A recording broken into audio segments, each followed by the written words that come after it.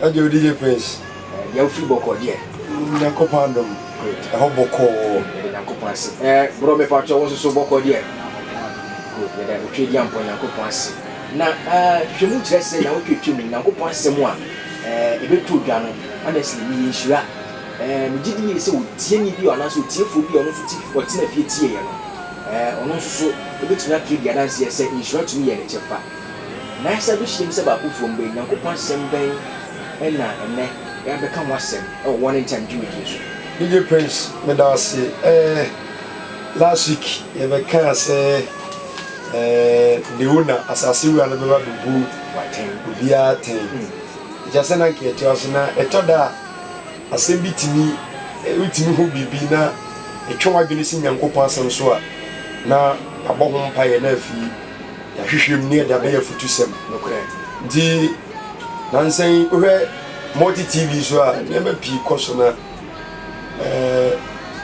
anasem na ye be kan abusua bi amasua because of money security. Wow. Obusua for evangelist you want to teach no o se ele kosia no pe we begin come up Nyankopon asem ho a what to be say security enti kame ho na yenti Nyankopon asem what to be say security fiti no so bra yi mu ekopem se no watche 8 o'clock aka you say dwumadi you go obo ho kai friend of born to be a winner motors utie me na say musical ka bia wo wiase bia wo quality and original spare parts and the di ka no hu dwumadi a e bia me kan for dia ma na no pay you born to be a winner motors ne tira kwan e wo eye asafiti evangelist Nyankopon asem o de basi kenti no wada ro masabe de kwen wada ho obi aye kra yenti o ya etu Nyankopon mra di na sikenti utu na mo bia bi onipa bi tufo batu ntimi ntwe ho mfiri ho ene di na sika ama nipa bebere awura mu na sika eye na enye so etwa se obi nya sika de na twa so di sika ye ensam wei ana doni brem ye de bretifo ya so tie bra ye nua po esre nyame moburu hunu se benya ntese wase nu e de amaye ya da wase Nyankopon a o ye kase sa na kwen so am enkwa ani ahodene ebegre dru so na mo akwa mu e be kasa a kire o man no esra ma so nyina nya so ntie ma akoma nyina nya ntiase na adwene nyina nya hunumu na asem na chi no bonefo nya agen sa kire na ani for watenu amen amen etiefo because of money sikanti sabro bi da fiase sikanti ene obi awade a owade ni 3 years sikanti awade agu sikanti obi ahwere ne nkwa sikanti asofo bebre pi asempakafo pi adifo pi amane afiri Onyankopon no kore kwan so sikanti ene abusua bi manso edam no sikanti abrantie bi abodam sikanti ababawo bi nya yade sikanti obi atwetwa ni kunu sikanti obi a poison ne yere sikanti obi ni ba wo no wodi akra otwa akra nti yakogiska sikanti obi bi hospital awon de adwuma wo ye ne se oyi nyinsen egu botan nyina ne se sikanti obi nkwa sori o 24/7 7 days a week 31 and 30 days a month no oti adwuma 365 no onsi aso dem because of sikanti sabira make say sikanti ona obi eja asori okọ adwuma sikanti obi onni nyame friend baby a but watemba abura se ne motuom oso ye sofo sikanti ni bebre esu e ba jo utie me ultimi control scan control money obi kire mu say nimdifo bi kire mu say it is an object that is generally accepted as a payment for goods and services and replacement of debt in the given country.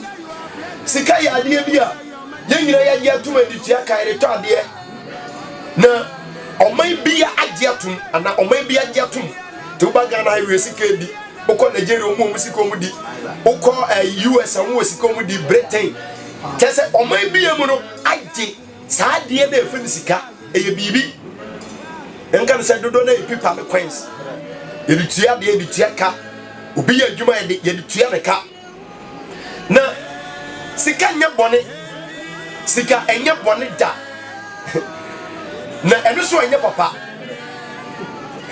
obi for me say money is neither good or bad, it only amplifies the character of one who has it.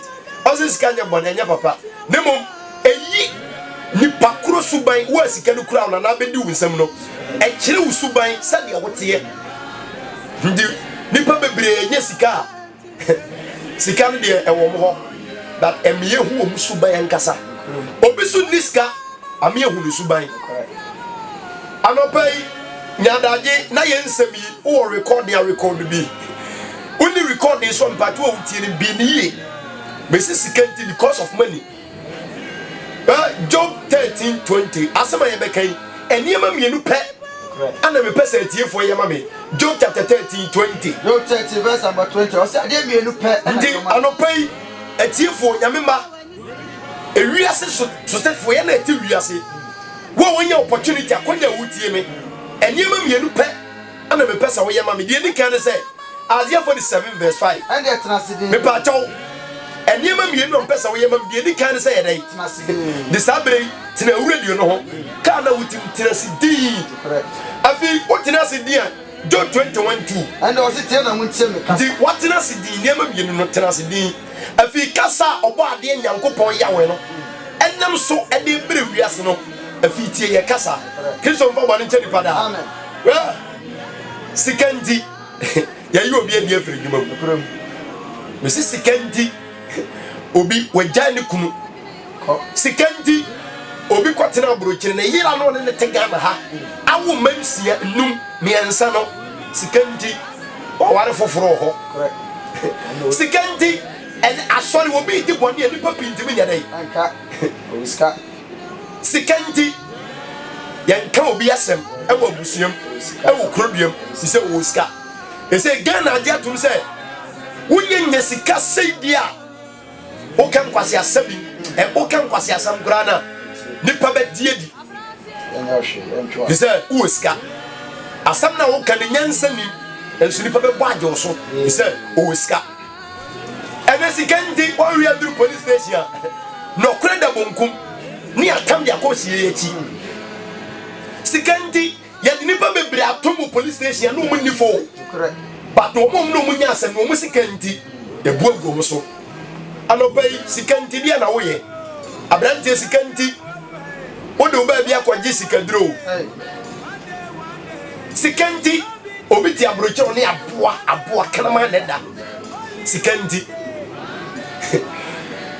anopai me sikanti because of money nipa be bre yira ha papa yambra obi fo bi kire sikam ye kam money a eye brofo kasa na sika ye twi kasa okọ kasa ahodo mo sirom sika na money no obi fo bi kirem say MONEY o say money will die because of me sa na sika no so na se kire wo nipa bebre bewu ena mo no sika o no anyina ma others will suffer because of me o se nipa bebre be kwa tete enyanya diem o hawmu ena mo no sika nti and there was nothing can be done without me. I know sika den sense bu so no wiase ha. Untimi nya bibibira be yina to njan. You know, or say either I'm your servant or your master. Or say either say me your wako na me your master and now master go ni twi dey. Opanyi. Anna why near yes, I am the ruler of this world. Or says sika na say am no. Sika say ampa onu ni wiase sidifo. Na so eya no kre. Nipa Peter ka say ha ewiase sika na ya de nyina onyansani Solomon kai na de na Solomon pa kire me pa ta oni ma nyina na sika timi ya na e kwase.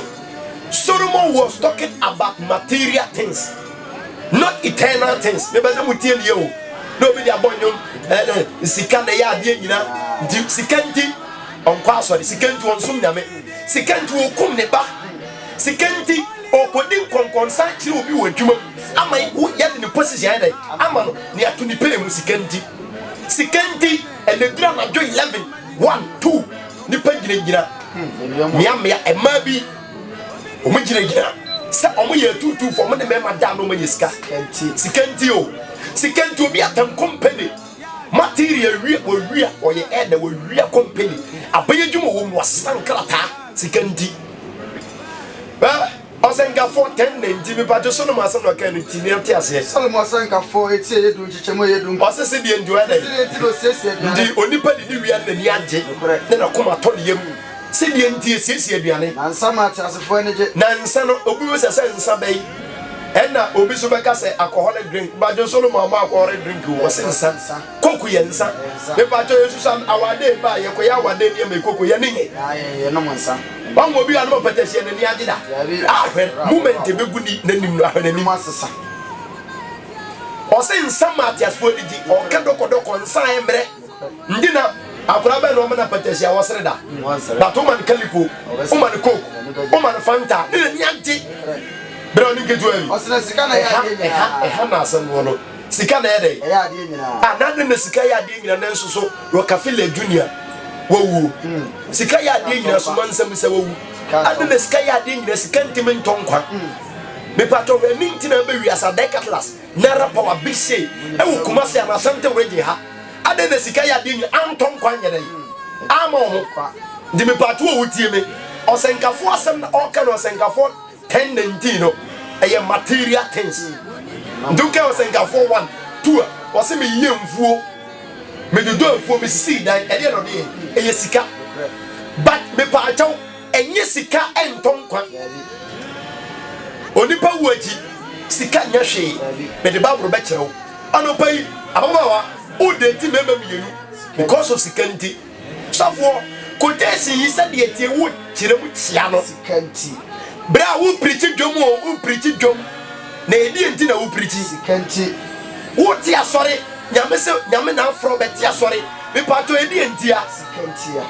Sister woni obi kunu twempera edi enti a sika nti. Me say sika nti o man na yetim no me say de sika ti ni paso ne kum nipa e no bi mo TV a TV stations a wo do asema me kan atiefo mo fie se beboa monka se beboa okra omo ma biebie TV station me pato omo nko asore omo nya nkremofo na de no e to da kra wo hwe bia